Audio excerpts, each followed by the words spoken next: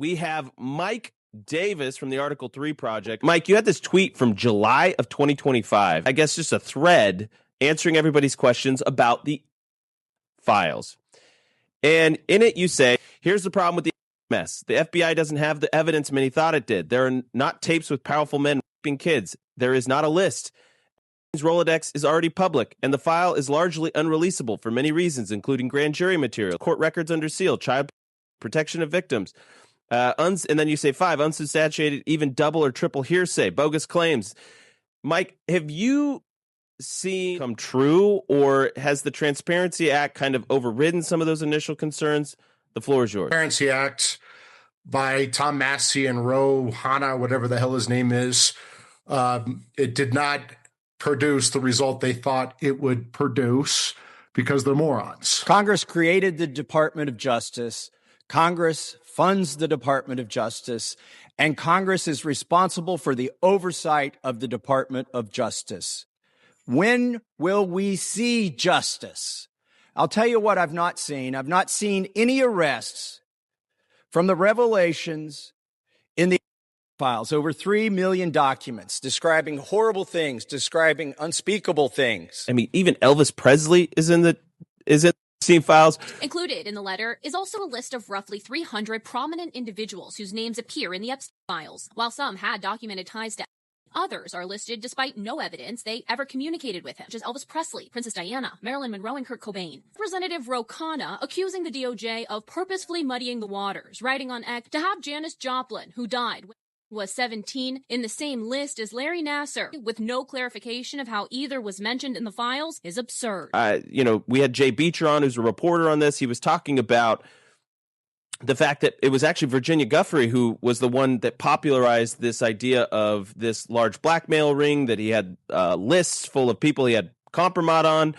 But we're not really seeing that. You don't have victims who come forward and want to testify. If you don't have evidence, you can't bring charges.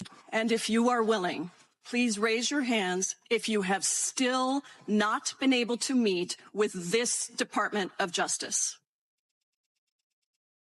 Please know for the record that every single survivor has raised their hand. The reason that grand jury evidence is secret because it's not tested. It's not subject to cross-examination. And people can go in and it's one-sided and people can go in and say whatever the hell they want and they're not subject to confrontation.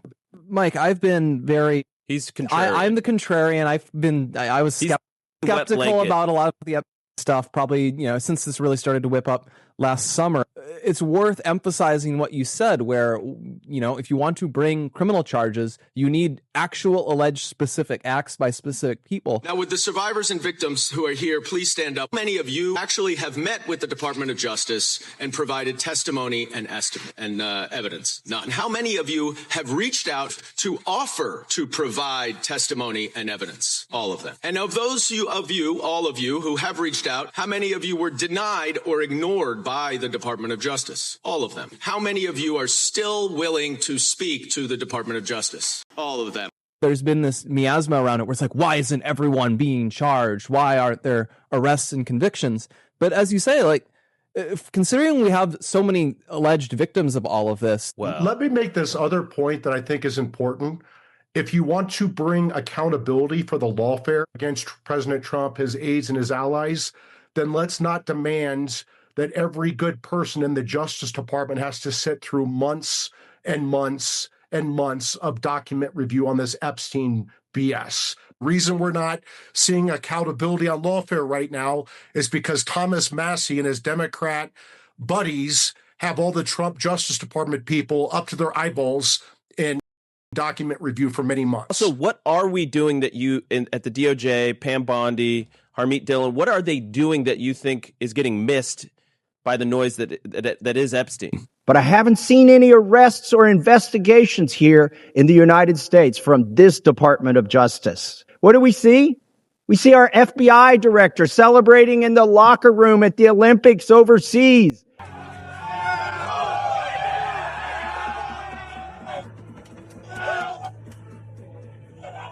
Fine to be proud of this country, But we should be proud of this country because we have a system of justice that works. And yet we do not. I think the Attorney General Pam Bondi is doing a phenomenal job. She's bold. She's fearless. How ironic is that? You know why? Because Donald Trump, the Dow right now is over.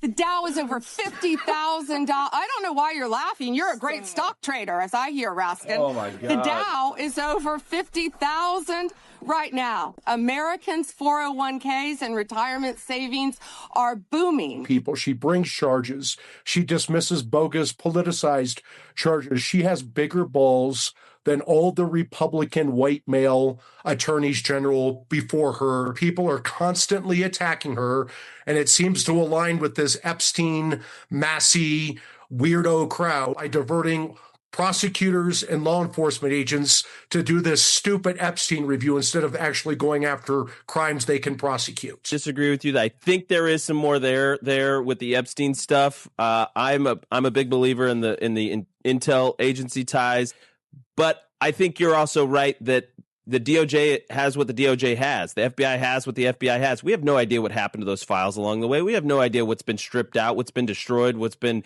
put in a box. This has been years in holding, decades. We don't know what we don't have.